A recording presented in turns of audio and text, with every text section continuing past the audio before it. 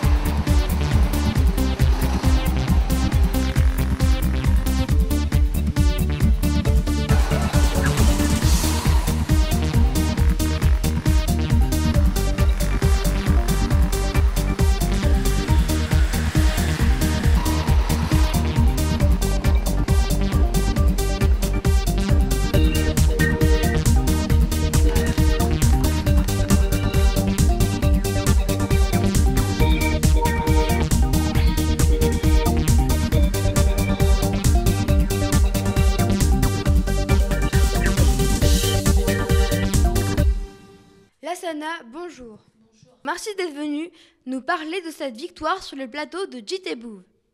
L'année dernière, vous avez raté la première place sur le podium. Aujourd'hui, c'est votre revanche. L'année dernière, j'ai raté le dernier virage. Aujourd'hui, j'ai fait une course sans faute. Je suis fière de moi.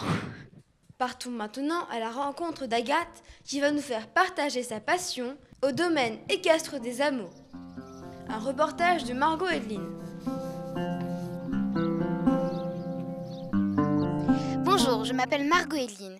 Je suis en direct du domaine des Hameaux pour vous présenter la passion de Agathe Pinault, les chevaux. Bonjour Agathe. Bonjour. Que pouvez-vous nous dire des chevaux ?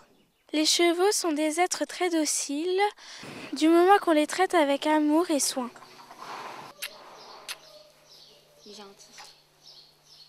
Et en parlant de soins, quels instruments utilisez-vous généralement pour soigner ou entretenir vos chevaux ?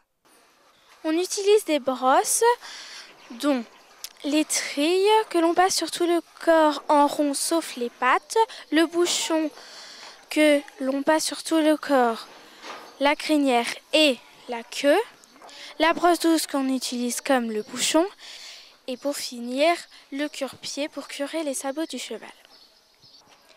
Et pour les monter, quels objets utilisez-vous ? On utilise un filet dont le mors, les rênes, la muselière, une selle dont le pommeau, la sangle, les étriers et un tapis. Et généralement, quelle est la nourriture des chevaux ? Les chevaux sont des êtres très gourmands. Ils mangent habituellement du foin et de l'avoine.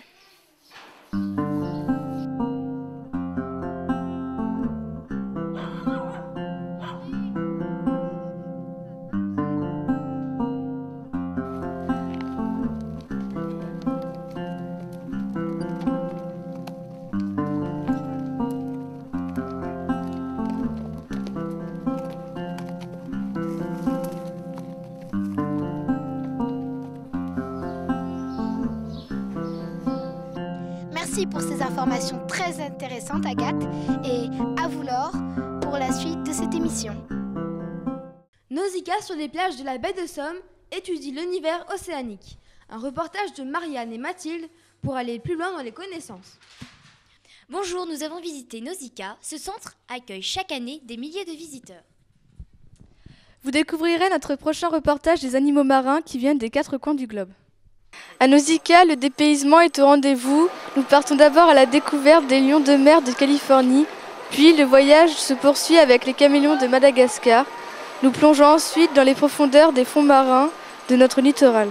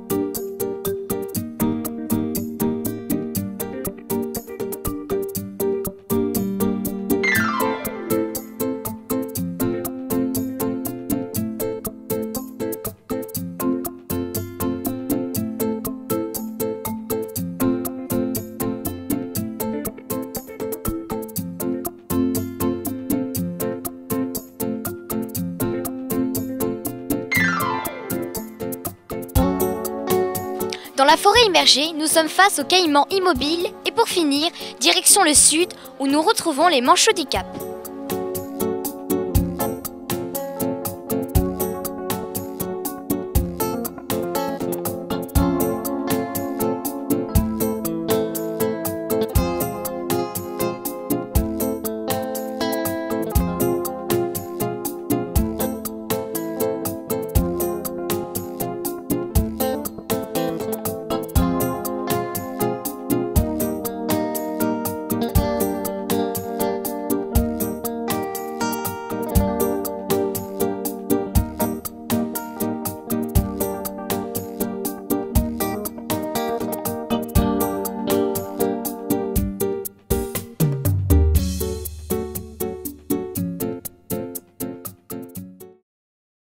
Comment faire face aux besoins énergétiques des athlètes?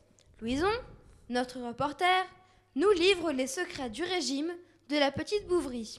Bonjour, j'étais en direct du camp de base des aventuriers de l'Extrême. Je vais vous faire part du régime alimentaire des athlètes de ce camp. J'ai demandé à Émilie de nous montrer son savoir-faire pour la cuisine. En direct des cuisines. Bonjour Émilie. Bonjour. Vous avez l'habitude de vous occuper des athlètes. Pouvez-vous nous confier votre secret pour garder une forme olympique? Eh bien, pour faire de bons athlètes, il faut bien manger pour bien bouger. Donc on leur sert du poisson, car le poisson c'est bon pour la santé, c'est très énergétique. Ils mangent aussi 5 fruits et légumes par jour, toujours. Car le secret de la réussite, c'est une alimentation équilibrée.